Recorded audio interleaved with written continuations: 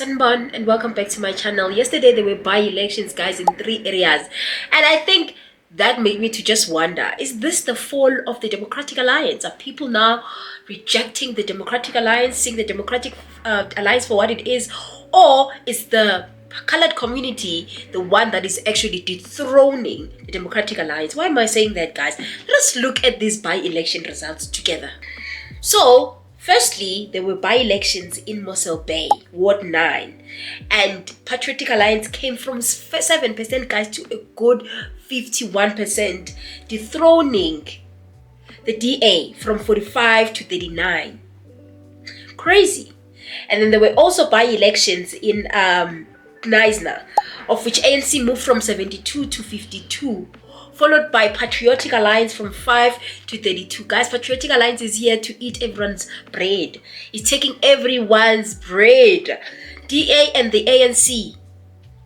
I don't know if it's the colored community or it's just like people believe that gating is the way, especially since he's leaning more to the far right. No, I don't think it's center right. It's more far right because of those immigration policies and all of that. And guys, what you guys think is the reason why Patriotic Alliance is winning these wars like nobody's business?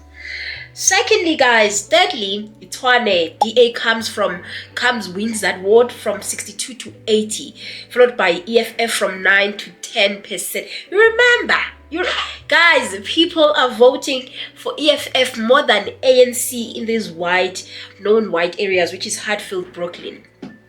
And guys, is this the dethroning of the DA? I'm not shocked, guys, because I'm thinking that, is this the end of these middle or center right politics? Because I see even the FF Plus, they've went to the United States again, and in the interview that they had, this is what FF Plus said is the reason for them going to the United States. Was that the White House insists that the question of attacks on farms be classified as a priority crime.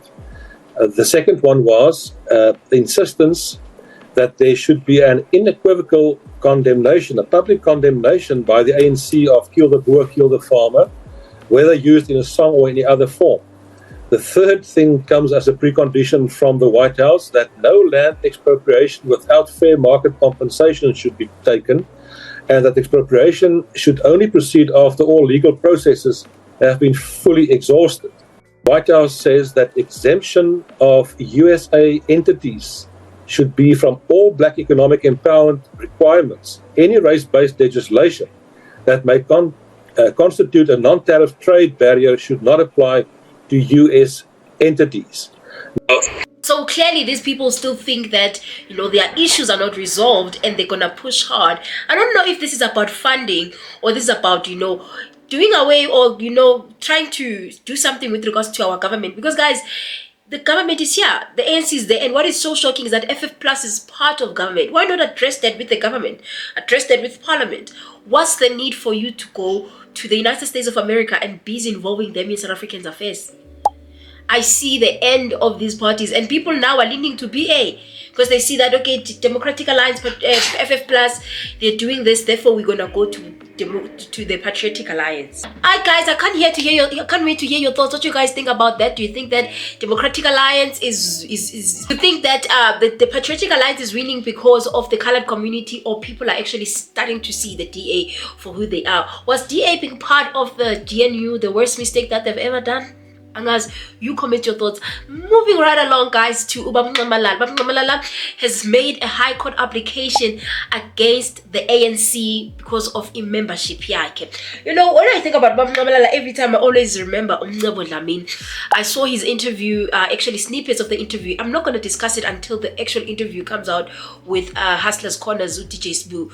But he spoke about really important things, including the CIC, including Floyd Shivambu, speaking about Floyd Shivambu. And I was like, this guy, he's really good. Is this his way of coming back to politics? Because he took a break and even was part of Kaizer Chiefs. But now I see him talking like he's talking. Yeah, guys, he's coming back.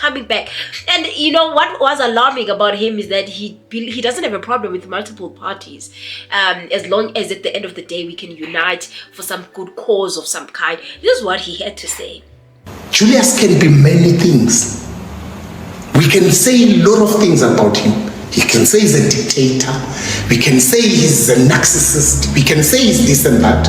But one thing about him is empathy. He takes care of those people. He pays school fees of most of those student command people.